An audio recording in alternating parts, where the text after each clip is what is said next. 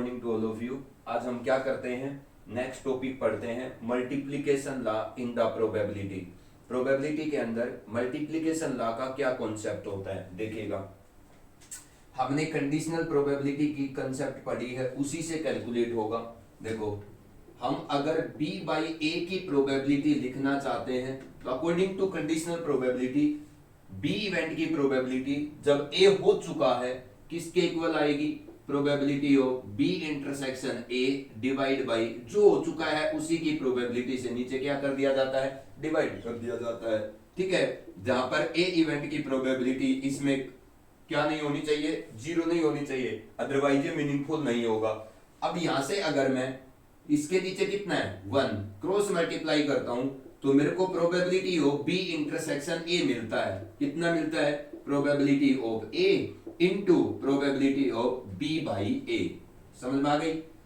अब ये क्या है, ये जो probability of a intersection b और b इंटरसेक्शन a की बात होती है, probability of b intersection a है, मैं इसको क्या लिख सकता हूं, a इंटू b भी लिख सकता हूं।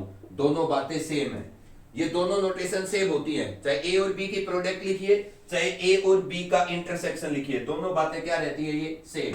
ठीक है, अब देखो इस बात का या इस बात का क्या मतलब है, इसका मतलब है प्रोबेबिलिटी ऑफ अकरेंस ऑफ या simultaneous occurrence of both a and b।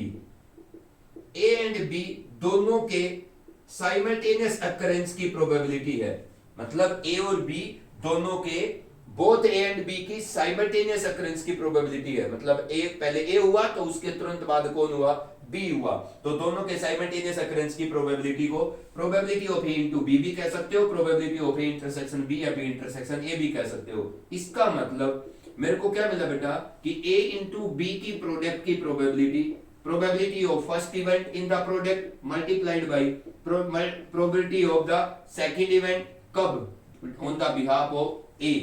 अब समझो तुम इस चीज को कि a और b की प्रोडक्ट की प्रोबेबिलिटी किसके इक्वल है, probability of the first event multiplied by the conditional probability of second event. तो a b की प्रोडक्ट की प्रोबेबिलिटी, a की probability multiplied by probability of second when a is already occur, a हो चुका है, पहले a हुआ फिर b होगा जब a के बिहाफ पे। अगर इसी तरीके से मैं लिखना चाहूं तो बेटा अगर a b और c हो इसके साथ तो यही एक्सप्रेशन कैसे लिखूंगा, राइट साइड में प्रोबेबिलिटी ऑफ a, फिर कौन होगा इस प्रोडक्ट में दूसरा इवेंट कौन है, b, लेकिन किसके बिहाफ पे, a के बिहाफ पे, क्योंकि a हो चुका है तीनों के प्रोडक्ट में, पहले a हुआ फिर b होगा जब a हो चुका है और उसके बाद c होगा कब, जब a और b दोनों हो चुके हैं। समझ में आ गई। अगर 4 का लिखते हो तो इसी तरीके से 4 का होगा। अगर a b c d की प्रोडक्ट की प्रोबेबिलिटी आएगी तो वो एक्सप्रेशन क्या आएगा, a का प्रोबेबिलिटी, b का जब a हो चुका है, c का जब a और b हो चुका है और d का जब a और b और c हो चुका है। समझ में आ गई। अगर इस सिस्टम को फॉलो करें तो मेरे पास अगर ये 2 का है ये 3 का है तो बेटा अगर n इवेंट प्रोडक्ट में होंगे a1 a2 a3 up to कितने इवेंट हो n, तो n इवेंट के साइमल्टेनियस अकरेंस की प्रोबेबिलिटी, मतलब n इवेंट की प्रोडक्ट की प्रोबेबिलिटी मैं किसके इक्वल लिखूंगा, probability of a1 into probability of a2 by a1 into probability of a3 by कब, जब a1 और a2 दोनों हो चुके हैं। यही काम चलता जाएगा, लास्ट में क्या आएगा बेटा, प्रोबेबिलिटी ऑफ लास्ट इवेंट कौन है, an, लेकिन नीचे कहां तक हो चुके होंगे, a1 a2 अप टू कहां तक, an-1 तक की प्रोडक्ट। समझ भाई। तो ये क्या है, ये आपका जर्नल एक्सप्रेशन है कि n इवेंट की प्रोडक्ट की प्रोबेबिलिटी किसके इक्वल होती है, उन n के n इवेंट की प्रोडक्ट की प्रोबेबिलिटी के इक्वल होती है, इंडिविजुअल प्रोडक्ट प्रोबेबिलिटी के प्रोडक्ट के इक्वल होती है।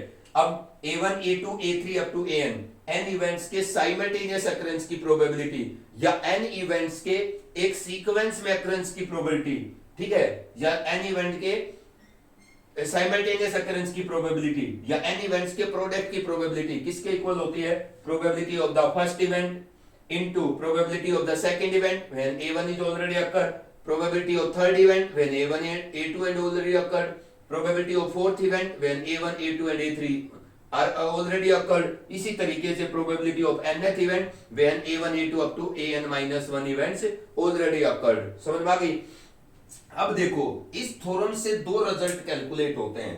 अगर मान लीजिए यहीं पर मैं बात करता हूं, या इस यहां पर भी आप बात कर सकते हो, ठीक है। अगर इसके अकॉर्डिंग की बात करते हैं, इफ तो पहले दो के ऊपर सुनो, ये जो n के ऊपर मैं अप्लाई करूंगा, ठीक है, मैं इसको डायरेक्ट लिख दूंगा बेटा, मैं समझा इसको दो के अकॉर्डिंग देता हूं। देखो अगर इस केस में जो ये आपने एक्सप्रेशन लिखा है ए और बी की प्रोडक्ट की प्रोबेबिलिटी का, इसके अंदर if B does not depend upon A, अगर बी क्या नहीं करता, does not depend upon A, अगर बी ए पर डिपेंड नहीं कर रहा है, मतलब ऐसे दो इवेंट की आप प्रोडक्ट की प्रोबेबिलिटी कैलकुलेट कर रहे हो जिसमें बी ए पर डिपेंड नहीं कर रहा, अगर बी ए पे डिपेंड नहीं कर रहा, उस केस में ये जो बी की कंडीशनल प्रोबेबिलिटी है ए के बिहाफ पे, ये सिंपली बी की इंडिविजुअल प्रोबेबिलिटी के बराबर होगी। ये बात सही है कि अगर इसमें जो ये आपने probability of product of A and B लिखा है, probability of A into probability of B by A, इसके अंदर अगर बी ए पर डिपेंड नहीं करेगा, उस टाइम पर प्रोबेबिलिटी ऑफ बी बाय ए किसके इक्वल होगा, प्रोबेबिलिटी ऑफ बी के इक्वल होगा। सही है बात। फिर यही एक्सप्रेशन आपका क्या बन जाएगा, probability of A into B is equal to probability of A multiplied by probability of B बन जाएगा। ये बात समझ में आती है। इसका मतलब जब दो इवेंट की प्रोडक्ट की आप प्रोबेबिलिटी कैलकुलेट करते हो और उसमें दूसरा इवेंट पहले वाले पे डिपेंड ही नहीं करता, सो भाई तो फिर उनकी प्रोडक्ट की probability of A into probability of B कहते हैं। जब बी ए पर डिपेंड नहीं कर रहा, इसका मतलब ए और बी दोनों क्या है, इंडिपेंडेंट है। जब बी ए पर डिपेंड नहीं कर रहा तो ऐसे दो इवेंट की प्रोडक्ट की प्रोबेबिलिटी जिसमें दूसरा इवेंट पहले वाले पे डिपेंड ही नहीं कर रहा, तो उस टाइम पर उनकी प्रोडक्ट की प्रोबेबिलिटी उनकी प्रोडक्ट की प्रोबेबिलिटी के बराबर ही आती है। ये किसका केस है, when A and B are independent. यहां से आपने एक बात और ये भी समझ लेनी है कि अगर ए और बी इंडिपेंडेंट होंगे, उस टाइम पर दोनों की प्रोडक्ट की प्रोबेबिलिटी उन दोनों की इंडिविजुअल प्रोबेबिलिटी के प्रोडक्ट के बराबर आएगी। यही चीज मैं एन इवेंट पे अप्लाई करना चाहूं कि भाई दो इवेंट अगर इंडिपेंडेंट थे, मतलब दो इवेंट की प्रोडक्ट की प्रोबेबिलिटी उन दोनों की प्रोबेबिलिटी के प्रोडक्ट के इक्वल बन जाती है जब दूसरा इवेंट बी ए पर डिपेंड नहीं कर रहा, क्योंकि बी अगर ए पर डिपेंड नहीं करेगा तो बी बाई ए किसके इक्वल है, बी के इक्वल है। अगर बी इवेंट की कंडीशनल प्रोबेबिलिटी निकाल रहे हो तो इस बी की कंडीशनल प्रोबेबिलिटी का मीनिंग कब तक मीनिंगफुल है, जब तक ये ए पर डिपेंड कर रहा है। अगर बी ए पर डिपेंड नहीं कर रहा तब तो बी की कंडीशनल प्रोबेबिलिटी ए के बिहाफ पर किसके इक्वल आ जाएगी, बी की अपनी इंडिविजुअल प्रोबेबिलिटी के प्रोडक्ट ना इंडिविजुअल प्रोबेबिलिटी के बराबर हो जाएगी। तो अब इसी चीज को कि भाई जब दो इवेंट में दूसरा इवेंट पहले पे डिपेंड नहीं करता, तब दो इवेंट में अगर कौन सा भी इवेंट डिपेंड नहीं कर रहा है, मतलब दो इवेंट की प्रोडक्ट की प्रोबेबिलिटी जब उसके अंदर दोनों इवेंट इंडिपेंडेंट है, ठीक है, मतलब दूसरा पहले वाले पे डिपेंड ही नहीं कर रहा, तब आपके पास उन दोनों के प्रोडक्ट की प्रोबेबिलिटी दोनों की इंडिविजुअल प्रोबेबिलिटी के प्रोडक्ट के बराबर आती है। यही चीज अगर मैं एन इवेंट्स पे अप्लाई करता हूं तो एन इवेंट्स की प्रोडक्ट की probability a1 a2 a3 up to an, समझो तुम प्रोबेबिलिटी ऑफ a1 इनटू अगर आपका a2 a1 पे डिपेंड नहीं करता, मतलब n इवेंट्स हैं। अब मैं यही चीज ये जो चीज है ये इस पे अप्लाई करता हूं, ठीक है। जब आपका a2 इवेंट अगर n इवेंट्स में n के n इवेंट्स जो आपके प्रोडक्ट में हैं, इसमें कौन सा भी इवेंट कौन से पे भी डिपेंड नहीं करता, मतलब n इवेंट्स की मैं प्रोडक्ट की प्रोबेबिलिटी लिख रहा हूं जिनमें कोई भी इवेंट किसी पे भी डिपेंड नहीं करता, तो अगर ये n के n इवेंट इंडिपेंडेंट है, उस टाइम पर n इवेंट्स की प्रोडक्ट की प्रोबेबिलिटी, मतलब ऐसे n इवेंट्स की प्रोडक्ट की प्रोबेबिलिटी जिसमें n के n क्या है, इंडिपेंडेंट है, किसके इक्वल आएगी, probability of a1 if a2 is no, अगर ये सारे के सारे इंडिपेंडेंट है तो a2 a1 पे डिपेंड नहीं करता। अगर a2 a1 पे डिपेंड नहीं करता तो इस एक्सप्रेशन में a2 बाई a1 का क्या मतलब, अगर a2 a1 पे डिपेंड नहीं करता तो सिंपली a2। अगर a3 a1 और a2 पे डिपेंड नहीं करता, सारे इंडिपेंडेंट है, तो a3 a1 और a2 पे डिपेंड नहीं करता, तो ये प्रोबेबिलिटी ऑफ a3 बन जाएगा। लास्ट में अगर an इनमें से किसी पे भी डिपेंड नहीं करता तो ये प्रोबेबिलिटी ऑफ an बन जाएगा। ये चीज मुझे क्या सिखाती है कि एन इवेंट अगर इंडिपेंडेंट है, एन इवेंट्स में कोई भी इवेंट किसी पे डिपेंड नहीं करता, तो एन इवेंट के प्रोडक्ट की प्रोबेबिलिटी या एन इवेंट के यूं कहो कि साइमल्टेनियस अकरेंस की प्रोबेबिलिटी उन एन के एन इवेंट की अपनी इंडिविजुअल प्रोबेबिलिटीज की प्रोडक्ट के बराबर होती है। यहां से आपने क्या समझा है कि एक से ज्यादा इवेंट की प्रोडक्ट की प्रोबेबिलिटी मतलब एक से ज्यादा इवेंट के साइमल्टेनियस अकरेंस की प्रोबेबिलिटी कब, जब वो एक से ज्यादा इवेंट में हर अगला इवेंट पिछले पे डिपेंड करे, और दूसरा वो एक से ज्यादा इवेंट की प्रोडक्ट की प्रोबेबिलिटी या एक से ज्यादा इवेंट के साइमल्टेनियस अकरेंस की प्रोबेबिलिटी जब उन एक से ज्यादा इवेंट में हर अगला इवेंट पिछले वाले पे डिपेंड ना करे या पिछले वाले इवेंट्स पे डिपेंड ना करे। दोनों केस बता दिए मैंने।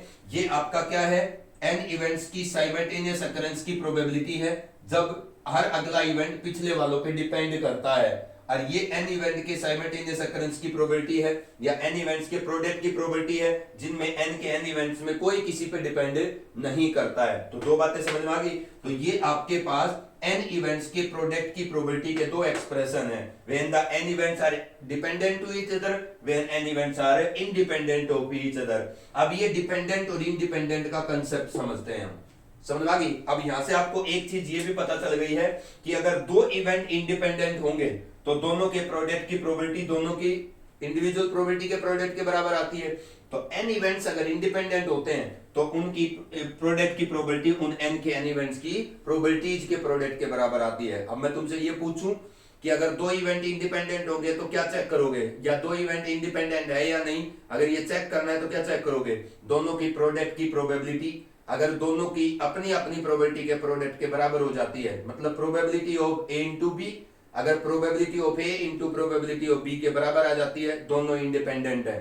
क्योंकि यही खासियत है, एन इवेंट्स अगर इंडिपेंडेंट होते हैं तो उनकी प्रोडक्ट की प्रोबेबिलिटी उनकी अपनी अपनी इंडिविजुअल प्रोबेबिलिटीज के प्रोडक्ट के बराबर होती है। तो अगर आपको दो इवेंट इंडिपेंडेंट चेक करने तो दोनों की प्रोडक्ट की प्रोबेबिलिटी उन दोनों इवेंट की अपनी अपनी प्रोबेबिलिटीज की प्रोडक्ट के इक्वल आनी चाहिए। अब ये डिपेंडेंट और इंडिपेंडेंट का कॉन्सेप्ट समझेंगे हम, ठीक है। किन दो इवेंट को हम इंडिपेंडेंट कहते हैं, किस तरीके से समझते हैं हम, ठीक है। डिपेंडेंट कब होगा, इंडिपेंडेंट कब होगा, ये हमें पता कैसे चलेगा, मैं आपको एक एग्जांपल के थ्रू बताता हूं। देखो, एक आपके पास बैग है, ठीक है। उस बैग के अंदर, ये एक बैग है, इस बैग के अंदर 5 रेड बॉल हैं, 7 ब्लैक बॉल हैं। इस बैग के अंदर 5 रेड बॉल हैं और 7 ब्लैक बॉल है। इस बैग में से 2 बॉल्स ड्रा करता हूं मैं, ठीक है ना। 2 बॉल्स ड्रा करता हूं, वो दोनों की दोनों बॉल विदाउट रिप्लेसमेंट में ड्रा करूं। एक बात तो ये है, समझ में आ गई। और अगर मैं 2 बॉल इस बैग में से ड्रा करता हूं और वो दोनों बॉल्स मैं विद रिप्लेसमेंट ड्रा करूं, इन दोनों बातों में क्या फर्क है, विदाउट रिप्लेसमेंट और विद रिप्लेसमेंट के अंदर, यही समझाएंगे आप। और वो जो 2 बॉल मैं ड्रा करता हूं, ठीक है, वो दोनों ही बॉल रेड बॉल हैं।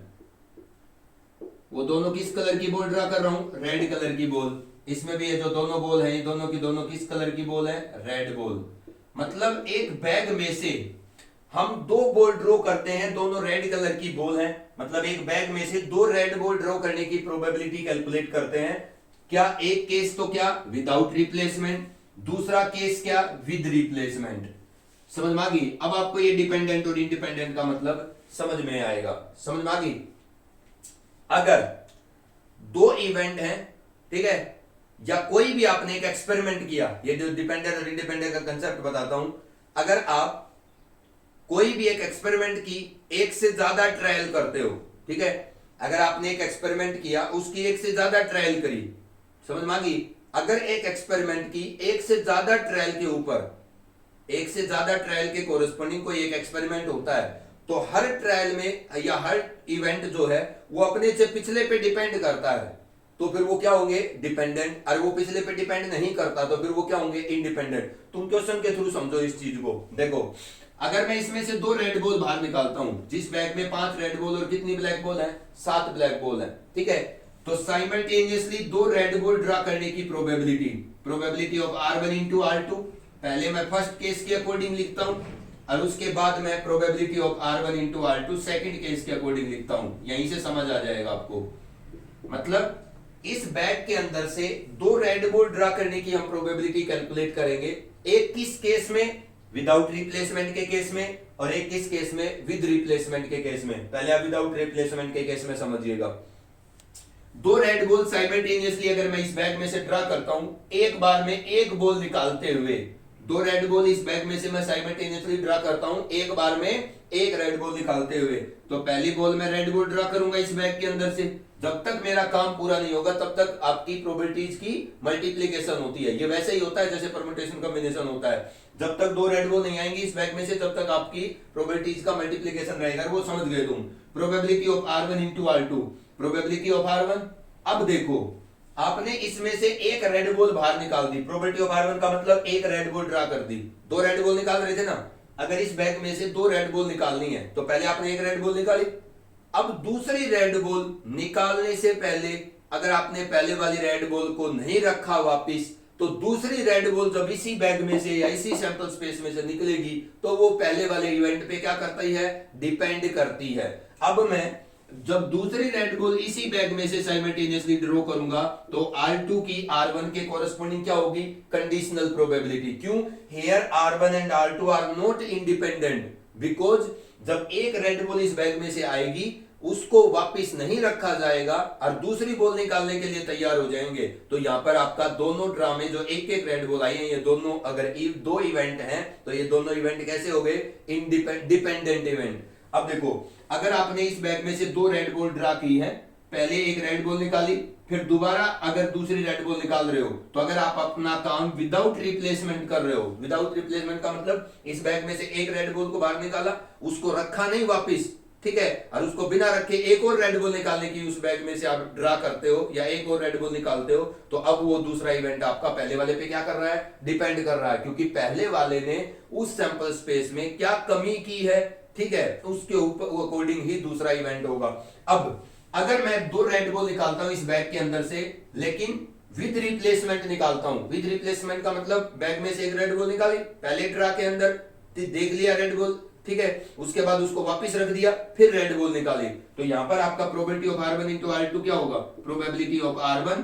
अब यहां पर कंडीशनल प्रोबेबिलिटी नहीं होगी, दूसरी रेड बॉल निकालने के लिए भी इस बैग में उतनी ही रेड और ब्लैक है जितनी पहली रेड बॉल निकालने के लिए रेड और ब्लैक थी। क्यों? क्योंकि इसके अंदर हर बार जब बैग में से बॉल निकलती है तो विद रिप्लेसमेंट निकलती है। तो जब एक बैग में से एक बार में एक बॉल निकले, और ऐसे अगर एक से ज्यादा बॉल निकालते हो आप, तो किसी बैग में से अगर एक से ज्यादा ड्रॉ होते हैं एक एक बॉल के, और वो एक एक बॉल के एक से ज्यादा जो ड्रॉ कर रहे हो आप साइमल्टेनियसली, वो विद रिप्लेसमेंट कर रहे हो, तो अगला जो ड्रा है, ये जो अगले जो बॉल निकल रही है वो पहले वाली जो निकल चुकी उस पर डिपेंड नहीं करेगी।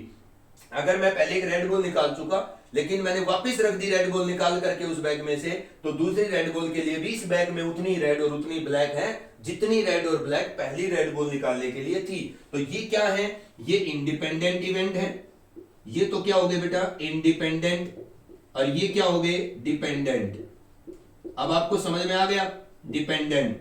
अब इंडिपेंडेंट का मतलब जब एक बैग के अंदर जो ड्रा होते हैं वो विद रिप्लेसमेंट होते हैं, तो एक से ज्यादा ड्रा, अगर एक से ज्यादा ड्रा कर रहे हो तो हर ड्रा का जो इवेंट है वो इंडिपेंडेंट है, और अगर एक से ज्यादा ड्रा विदाउट रिप्लेसमेंट कर रहे हो तो जितने इवेंट हुए हैं, जितने ड्रा हुए हैं वो क्या होंगे, डिपेंडेंट। अब इस बैग में से एक रेड बॉल का निकलना एक इवेंट है, तो अगर दो रेड बॉल निकाल रहे हो तो दो इवेंट हो गए।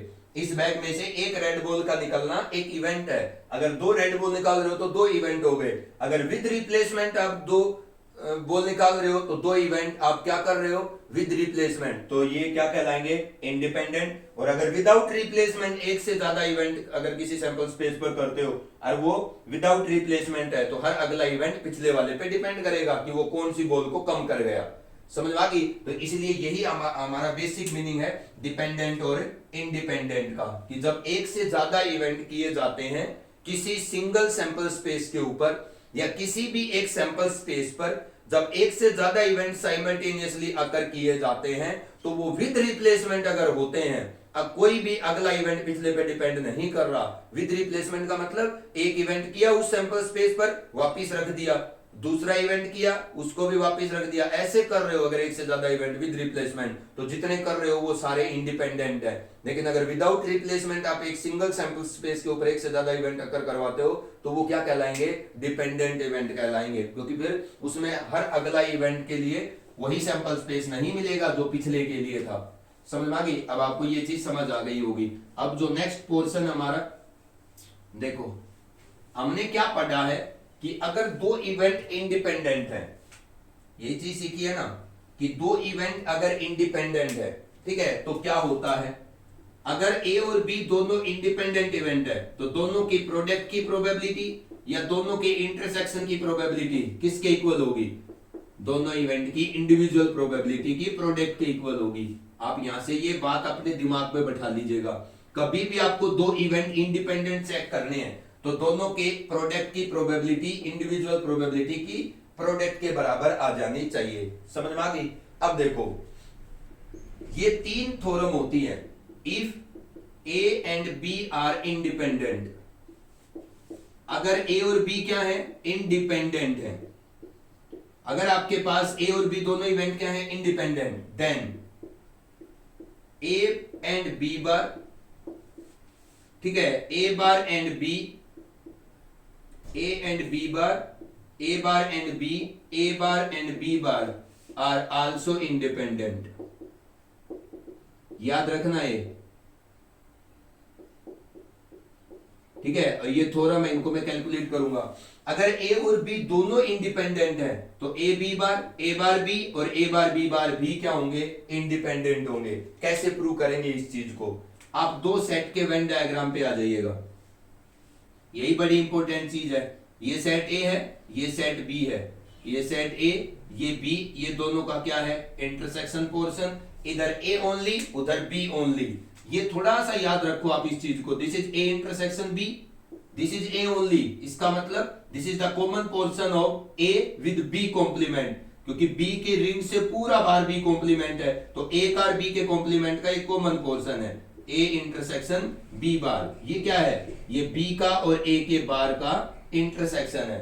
समझ में आ गई? अब समझो तुम इस चीज को, ए और बी अगर इंडिपेंडेंट है तो ए और बी बार भी इंडिपेंडेंट होते हैं। मतलब ए और बी इंडिपेंडेंट का मतलब दोनों के प्रोडक्ट की प्रोबेबिलिटी, अगर दोनों की अपनी अपनी प्रोबेबिलिटी के प्रोडक्ट के बराबर है तो ए और बी बार भी इंडिपेंडेंट होंगे।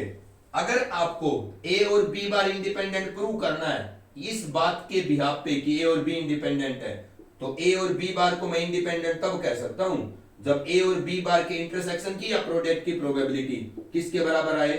ए और बी बार की अपनी अपनी इंडिविजुअल प्रोबेबिलिटी के प्रोडक्ट के बराबर आए। अगर ए और बी बार के प्रोडक्ट की प्रोबेबिलिटी इसके बराबर आती है तो ही मैं ए और बी बार को इंडिपेंडेंट कह सकता हूं। अब मैं कैलकुलेट करके दिखाता हूं। देखो आप लेफ्ट साइड देखे चलो, probability of A intersection B bar calculate करता हूं मैं। अभी आपको पिछले वीडियो में क्या बताया था? ए इंटरसेक्शन बी बार का प्रोबेबिलिटी किसके इक्वल होगा? Probability of A minus A intersection B. अब समझो, अगर ए और बी इंडिपेंडेंट हैं तो फिर मैं ए इंटरसेक्शन बी या ए और बी की प्रोडक्ट की प्रोबेबिलिटी किसके बराबर होती है? अगर ए और बी इंडिपेंडेंट है, उनकी अपनी अपनी इंडिविजुअल प्रोबेबिलिटी की प्रोडक्ट के इक्वल। यहां से प्रोबेबिलिटी ऑफ ए कॉमन आएगा, 1 माइनस प्रोबेबिलिटी ऑफ बी बचेगा। अब ये जो चीज है ये तो प्रोबेबिलिटी ऑफ ए है और ये कौन है? 1 minus probability of B, that is probability of B bar. तो ए इंटरसेक्शन बी बार का प्रोबेबिलिटी किसके इक्वल आया? Probability of A multiplied by probability of B bar. तो इसका मतलब ए और बी इंडिपेंडेंट होते हैं तो ए और बी बार भी क्या होते हैं? इंडिपेंडेंट होते हैं। अब ए और बी बार इंडिपेंडेंट है तो ए बार और बी भी इंडिपेंडेंट होंगे। समझ में आ गई? ए बार और बी भी क्या होंगे? इंडिपेंडेंट। अब इसको मैंने कर दिया तो क्या ये नहीं कर सकते? ए और बी बार अगर इंडिपेंडेंट है तो ए बार और बी भी इंडिपेंडेंट होंगे। मतलब ए बार इंटरसेक्शन बी का probability B, probability of A bar into probability of B आएगा। कैसे? इसको कैसे किसके इक्वल लिखेंगे? Probability of B minus probability of A intersection B.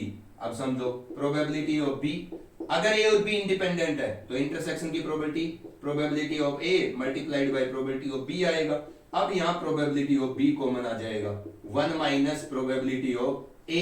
ये क्या चीज है? Probability of B into 1 minus probability of A, probability of A bar. This is probability of A bar intersection B.